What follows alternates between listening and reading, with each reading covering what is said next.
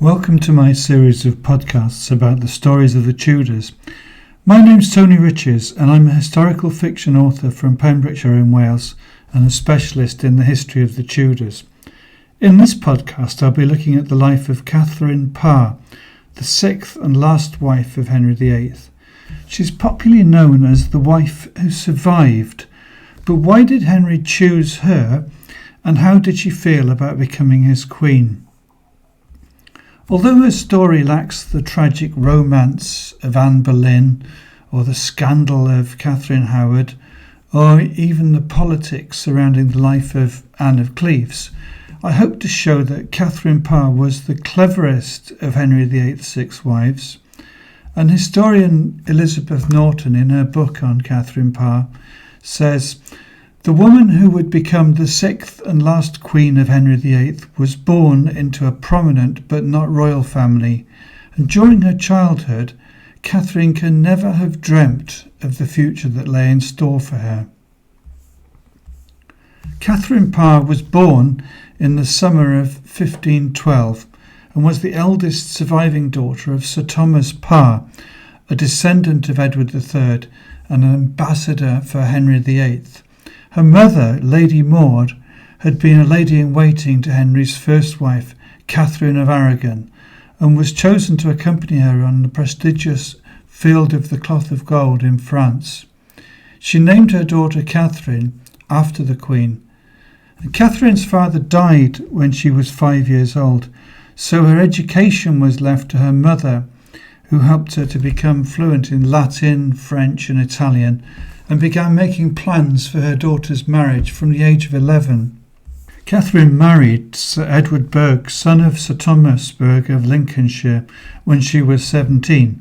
Historians have speculated this is where Catherine first developed her interest in religious reform, as although her mother was a religious conservative and of course a friend of Catherine of Aragon, Sir Thomas was a radical reformer and a supporter of Henry VIII's divorce.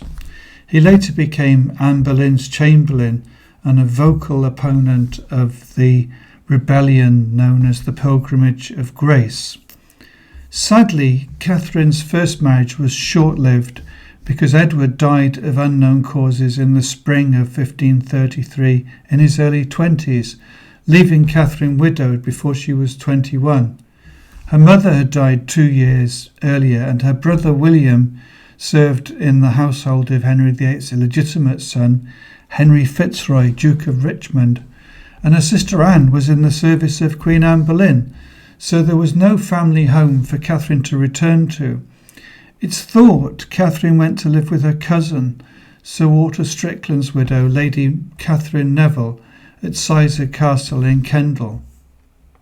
As a widow, with no parents, Catherine was finally able to choose her own husband and married her second husband, Sir John Neville, Baron Latimer of Snape, North Yorkshire, 2 years later in the summer of 1534.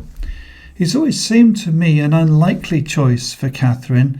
He was 40 years old, so nearly twice Catherine's age, although that wasn't unusual for the time. Sir John didn't like to travel and much preferred to stay in the north than to go to court in London. He'd been married twice before and he had a son, John, aged 13, and a younger daughter called Margaret, who became like a daughter to Catherine. They were settling down to their new life when the whole of the north of England suffered this great rebellion and civil war looked like it was imminent. Catherine and her stepchildren were held hostage by an angry crowd of rebels who threatened to burn down her home during what was known as the Pilgrimage of Grace. But although Snape Castle was ransacked, and it must have been terrifying for them, it seems Catherine and the children were threatened but not actually harmed, and the rebels forced her husband to join them, which enabled Sir John to ensure the safety of his wife and children. He was lucky to escape repercussions, as it's entirely possible that his sympathies were with the rebels and he'd hoped that they would succeed. But fortunately for him and the family, He had the support of Thomas Cromwell and also Thomas Howard, Duke of Norfolk, who between them managed to persuade King Henry that he'd been forced to join the rebels under duress. Very hard to prove different, I suppose. Anyway, he died in March 1543, so by the age of 31, Catherine had been widowed twice and became a companion to Princess Mary, who was then simply known as the Lady Mary because she'd been disinherited. It was at about this time that Catherine fell in love with Sir Thomas Seymour, the brother of the former Queen Jane Seymour, about 4 years older than Catherine, one of the most eligible bachelors in England and ambitious with a questionable reputation. Tom Seymour was handsome and could be charming when he wanted to. He was a very different man from either of Catherine's previous husbands. He'd been sent to greet Anna of Cleves at Calais and was also a skilled jouster at King Henry's tournaments. And it's interesting because as neither of them had much of a fortune, it seems Catherine and Thomas were in love, but the king surprised them both by sending him away as ambassador to the Low Countries. And of course the problem was that Catherine had caught the attention of the overweight and prematurely aging Henry VIII. And he'd actually passed a law that only a virgin could marry the king. And of course one way out of that was if he married a widow, but Elizabeth Norton describes Catherine as the most reluctant of all of Henry's wives, possibly offering to become his mistress rather than submit herself to the dangers of becoming Henry's queen. And this seems to have only increased Henry's enthusiasm for the young widow, and Catherine was forced to abandon her lover. And on the 12th of July 1543, Catherine Parr became the sixth and final wife of King Henry VIII in a small ceremony at Hampton Court Palace. It seems Catherine was Henry's choice, as there's no evidence of any faction pushing the recently widowed Catherine into the king's presence. And this is significant because his other wives always had somebody behind the scenes, the Howards, the Boleyns, and of course the Seymours and Thomas Cromwell. They'd all encouraged Henry for their own agendas. And although Catherine was reluctant to be queen, she made the role a success, providing Henry with a domestic tranquility and a comfortable routine he hadn't known since the early days of his first marriage. For Henry, Catherine was a satisfactory choice, but he never seemed to stop considering the possibilities. There were rumours that he might recall Anna of Cleves to court and that he was interested in Catherine's best friend, who was Charles Brandon's young widow, Catherine Willoughby. The belief that Catherine Parr was merely a nursemaid to the ageing and ill King Henry is something of a myth, because of course Catherine was an intelligent woman and Henry even trusted her to act as his regent while he was in France in 1544. Her achievements as queen included persuading Henry to pass an act giving his daughters the right of succession to the throne, but a dark shadow loomed on her horizon. Catherine's influence over Henry was resented by some at court, and there was a conspiracy to remove her from power. Catherine had become drawn to reform, moving beyond the Lutheran position of most reformers at Henry's court towards Calvinism, and she wrote various prayers, including one for men to say on entering into battle, that was probably created for Henry's French campaign in 1544. She also helped translate Bishop Fisher of Rochester's Psalms and Prayers taken out of Holy Scripture, and that work was published in 1544 by the king's own printer. And the first publication of her own creation was Prayers or Meditations in 1545. Not content with translation and writing, Catherine began to involve herself directly in religious matters, and she intervened in a case brought to the court of the alderman in London, in which the widow of one of her servants was charged with heretical opinions and printing radical books. Unfortunately, Catherine's involvement only helped her enemies, and the Conservative faction at court, led by Stephen Gardiner, Bishop of Winchester, were determined to keep Henry from the clutches of the Protestants. And as the king grew older, he also grew more paranoid, and the Conservatives just simply needed a way to remove his reformist queen. And Catherine played into their hands by arguing too vigorously with Henry in early 1546. It seems he had grown tired of her preaching to him, and it's said that he complained to Gardiner that it was a good hearing when women became such clerks, and a thing much to my comfort to come in my old days to be taught by my wife. Gardiner saw his chance and asked for Henry's permission to investigate Catherine for heresy. Investigations were made into some of the younger men at court who were accused of disputing indiscreetly of Scripture during discussions in the Queen's private household. This investigation soon centred around Catherine's relationship with a young Lincolnshire woman, Anne Askew. Now, Anne Askew was about 24, and her husband had cast her out. She'd made her way to London because she was becoming notorious for her evangelical faith. She was charged and arraigned for heresy, but they had to release her due to lack of witnesses that were prepared to testify against her. And she continued to campaign for reform and was arraigned again for heresy in June 1546. The ladies of Queen Catherine's household, including Anne, Countess of Hertford, Lady Catherine Willoughby, Duchess of Suffolk, and Joan Champernowne, Lady Denny, they were all suspected of supporting Anne Askew by providing her with supplies of food and reading materials while she was in the Tower. Poor Anne Askew was tortured on the rack, much to the horror of the Tudor court, where that sort of thing was unknown, and the Lord Chancellor Thomas Wriothesley and Sir Richard Rich actively tried to force her to incriminate the Queen. Anne Askew defied them all. They'd underestimated her because she refused to incriminate anyone else, even as they broke her bones. And sadly, she was burned at the stake at Smithfield on the 16th of July 1546 and had to be carried to execution in a chair, wearing only her shift as she couldn't walk.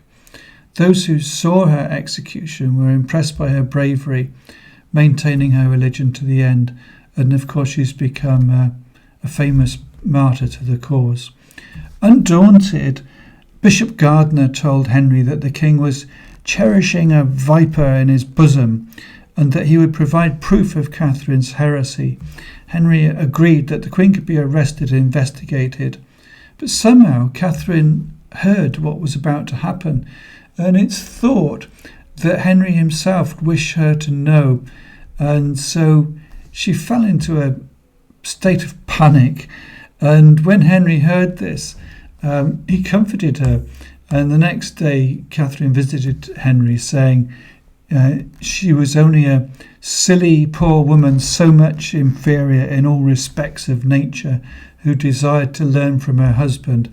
Those were exactly the right words to use, because Henry was clearly fond of Catherine and wanted the domestic peace she had brought to his family to continue. So he decided to give her the benefit of the doubt, declaring that they were perfect friends again. Catherine is remembered as the wife who survived, but without her strength of character, it could have all been very different. When she was told that the king had ordered her arrest, of course, she managed to find her way into becoming his own sweetheart, and it must have been quite a relief for her when Catherine heard that Henry had finally died in January 1547. Of course, she caused a scandal by marrying Thomas Seymour only months after the king's death, and she became a guardian to Princess Elizabeth and Lady Jane Grey, and moved to her house in Chelsea, and both girls lived with them and Thomas. And of course there was this scandal involving an actual relationship of some kind between Thomas Seymour and Princess Elizabeth. There are witnesses, and Elizabeth was sent away from the family home.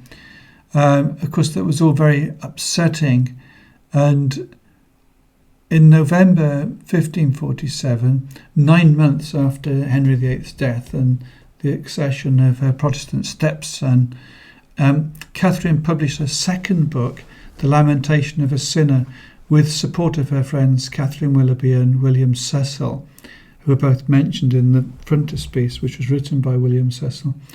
Although Catherine wrote in the first person and recounted her own religious experience, the little book was strongly anti-Catholic and referred to papal riffraff and the insistence that all people be able to read the Bible in English for themselves. She argued that the Reformation urged Christians to look to themselves rather than to judge others. And it was a hot summer's day with London suffering drought and a plague when Catherine gave birth to her first child, a daughter, Mary, on the 30th of August 1548. Sadly, she succumbed to a fever, and in her last moments of consciousness, she accused her husband Thomas of poisoning her. Catherine lingered on for 5 days, becoming increasingly delirious, and died in the early hours of Wednesday, the 5th of September 1548, aged only 36. Catherine was buried with very little ceremony, especially for a woman who had been Queen of England, on the 7th of September 1548. The only English queen to be buried on private land, and she had no funeral effigy, no procession or mourners, and the only notable aspect of her funeral were that Miles Coverdale preached the sermon and Lady Jane Grey served as chief mourner. Catherine Parr rests in peace in the heart of the chapel at Sudeley Castle, although her tomb was lost during the Civil War when the castle was destroyed, and it was only rediscovered in May 1782 by a group of lady sightseers exploring the ruined chapel, and it's reported that a Mr. John Lucas, who occupied the land where the ruins of the chapel stood, opened the top of the coffin and discovered Catherine's body wrapped in cerecloths of linen, entire and uncorrupted, although it had lain there upwards of 230 years. Lucas cut off a few locks of Catherine's hair and a piece of the cerecloth and took a tooth, which is now in the Sudeley Museum. But Queen Catherine now rests in the finest tomb of any of Henry's wives, a magnificent canopied tomb with a white marble effigy of the Queen made in 1863. Thomas Seymour was executed for treason a year after Catherine's death on the 20th of March 1549, and her young daughter was placed in the care of her friend Catherine Willoughby, Duchess of Suffolk. Mary Seymour is believed to have died in early childhood, as there are no records of her after the age of 2. You can read my theory about what happened to the child in my book, Catherine Tudor Duchess. Catherine Parr is often portrayed as matronly and dutiful, but in fact she was sharp and questioning, particularly in regard of religion. She should be remembered for her achievements of reuniting Henry's children with their father and bringing them back to court. Princess Mary knew that Catherine's mother had been a good friend of her own mother, Catherine of Aragon. Prince Edward was young enough not to remember his own mother and wrote to Catherine as his most kind mother and most entirely beloved mother. And even the precocious Elizabeth was won over by Catherine's warmth and intelligence and signed her letters, "Your most obedient daughter." This reunification of the family wasn't just good for the children, it also presented a united front against Henry's opponents, and of course it paved the way for a very different future for the Tudor dynasty. For more information about Catherine Parr, I recommend Elizabeth Norton's excellent book, Catherine Parr, Wife, Widow, Mother, Survivor, The Story of the Last Queen of Henry VIII. And links to all my books can be found on my website at tonyriches.com. Thank you for listening.